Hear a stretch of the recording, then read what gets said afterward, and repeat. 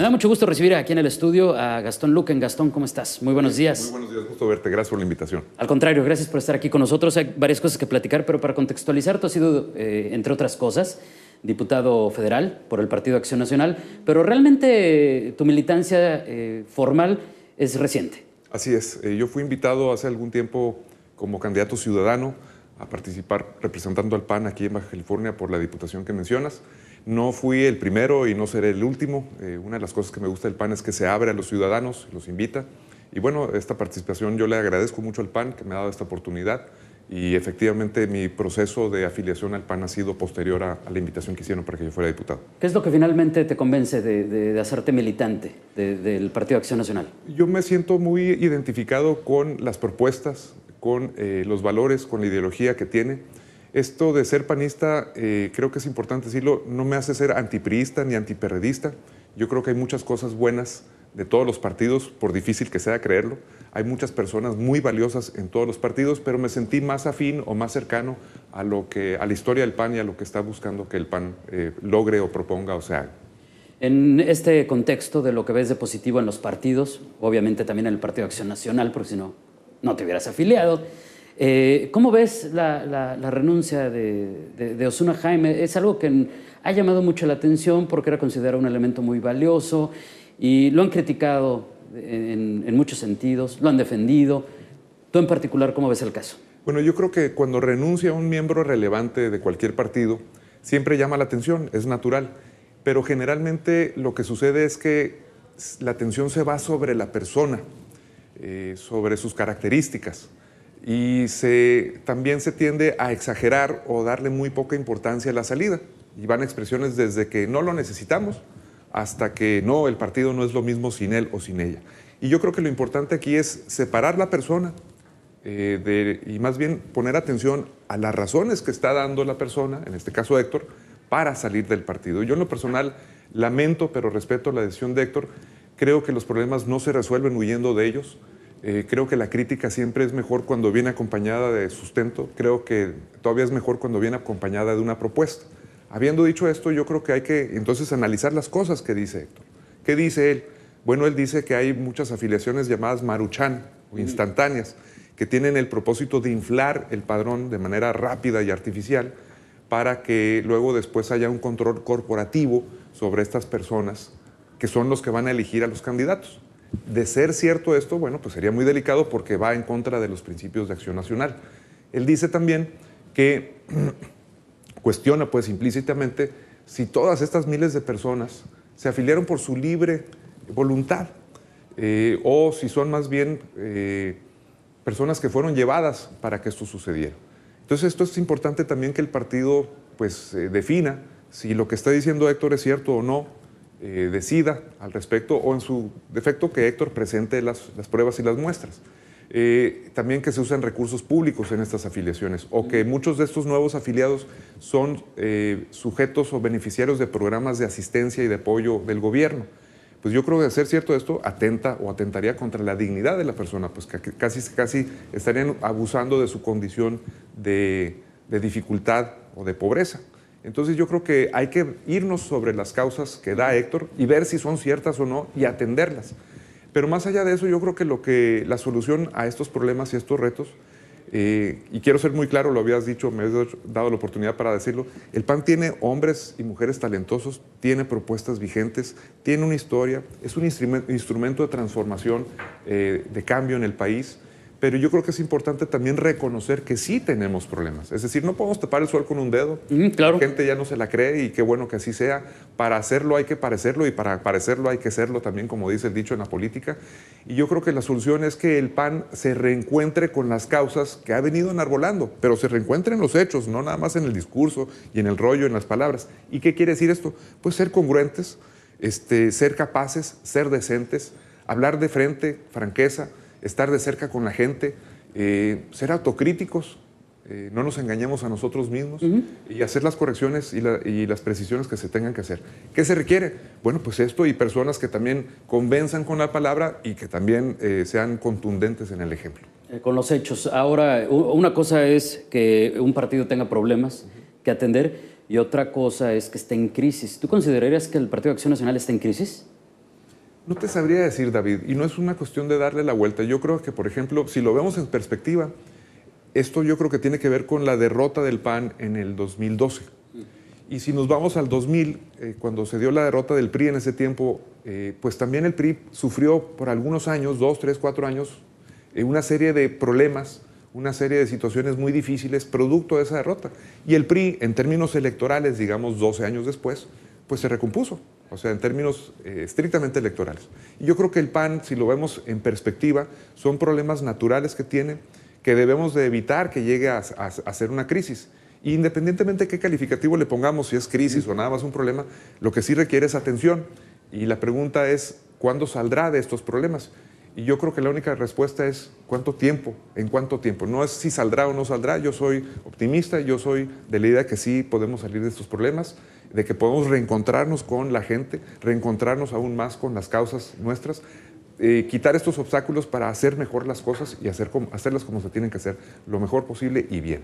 Ahora, en este contexto de rescatar los principios de un partido... Reencontrarnos más que todo. De reencontrarse, hacías un análisis y una reflexión muy interesante respecto a, por ejemplo, pues estas iniciativas de consulta ciudadana de los partidos. Dices, bueno, es que hay que tener cuidado, sí, con esto que propone el PRI, de eliminar los plurinominales y por qué lo llevan a una consulta popular, pero también con la del PAN, la relacionada con el salario mínimo, Gastón. Sí, yo quisiera, si me permites, platicar un poquito de la consulta. Sí, la consulta es un nuevo instrumento que tenemos los ciudadanos a nuestra disposición y es una nueva vía de participación ciudadana. Yo creo que es un magnífico instrumento, es producto de la reforma política reciente que se aprobó en el Congreso. Tiene algunas prohibiciones, es decir, no puede haber consultas en materia de seguridad pública o seguridad nacional, no puede haber consultas en materia de impuestos, cuestión fiscal. Claro, si hubiera consultas pediríamos una serie de cosas como las que ya hemos platicado recientemente. No puede haber consultas que modifiquen la Constitución, es decir, hay una serie de requisitos. ¿Quién puede pedir la consulta? La puede pedir el presidente, el Ejecutivo Federal, la puede pedir el Congreso y también la pueden pedir los ciudadanos. Y en ese sentido, pues son 3 vías para solicitar la consulta. Hay un filtro que es la Suprema Corte de Justicia que va a decidir si la consulta procede o no procede, si cumple los requisitos o no.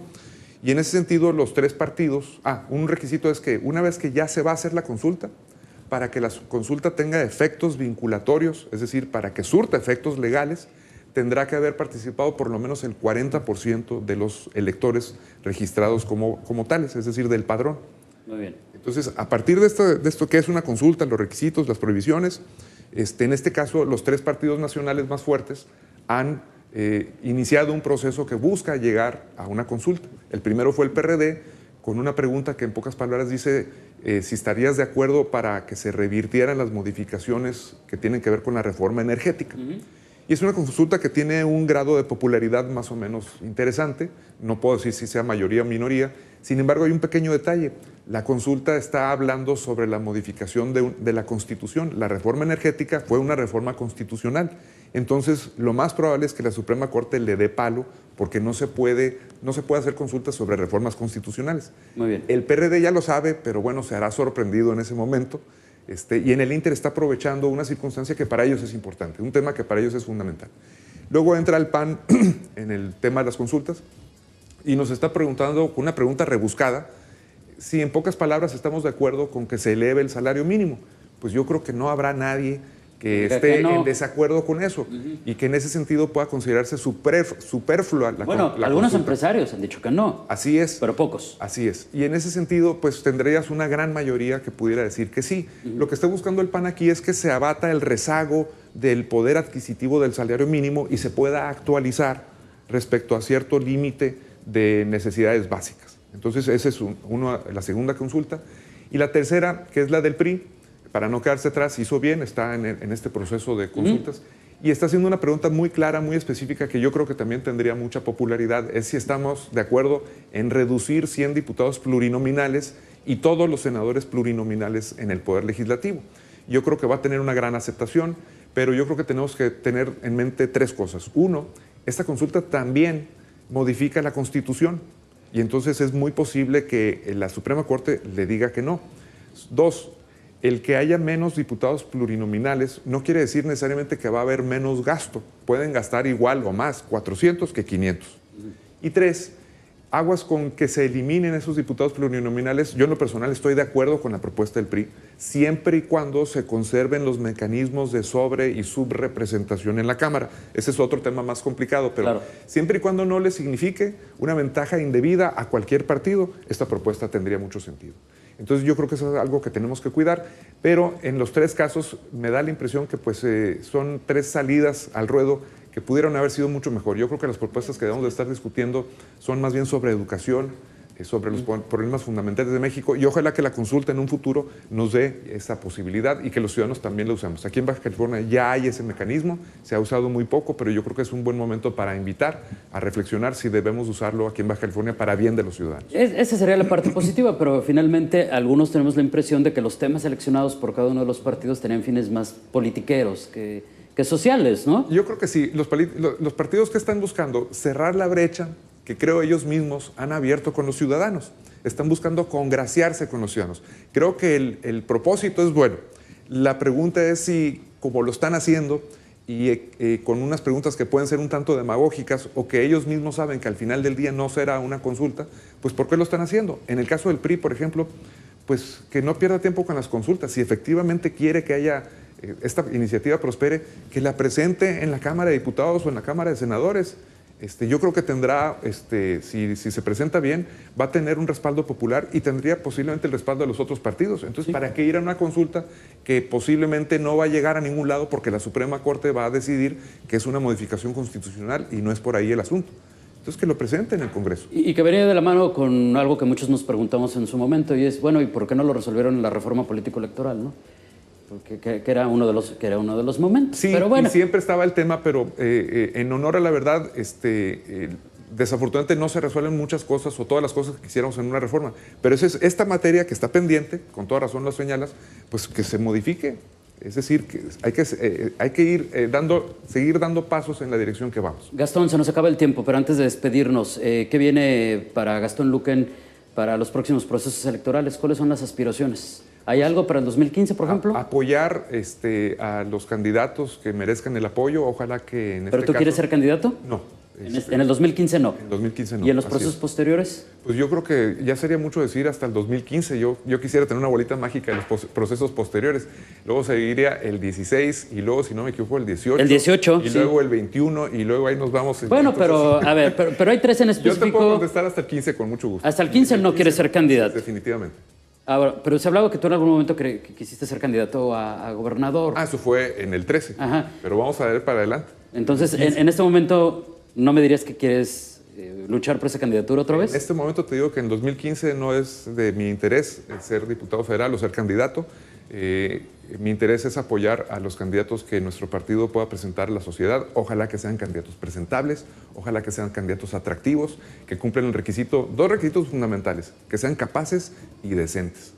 Y eso va a recibir todo mi apoyo. Que sean coherentes, por favor. Claro, congruencia, que la congruencia le permite a los políticos tener credibilidad. Si yo te digo que no ahorita a la respuesta que te estoy dando de participar en 2015, pues yo tengo que ser congruente y cumplirla. Si luego digo que sí, voy a ser incongruente y voy a perder credibilidad.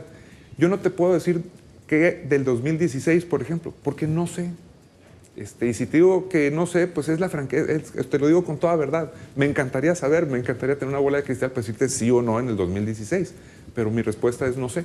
Pero en 2015 sí sé y la respuesta es no. Gastón, muchísimas gracias. Por aquí te esperamos muy pronto. Gracias por la corbata. Gracias. ¿Cuántas corbatas tienes, David? Después te cuento. No, es que sube a Instagram una corbata por día. Yo soy el seguidor de David en Instagram y yo le calculo que debe tener por lo menos 365 corbatas porque cada día del año no, es porque los días sábado y domingo no salen. Sí, exactamente. Bueno, entonces le quitamos los fines de semana. Solamente es para días hábiles. Está bien. Gracias, Gastón. Luego te voy a robar una corbata porque a veces sí me hace falta a mí.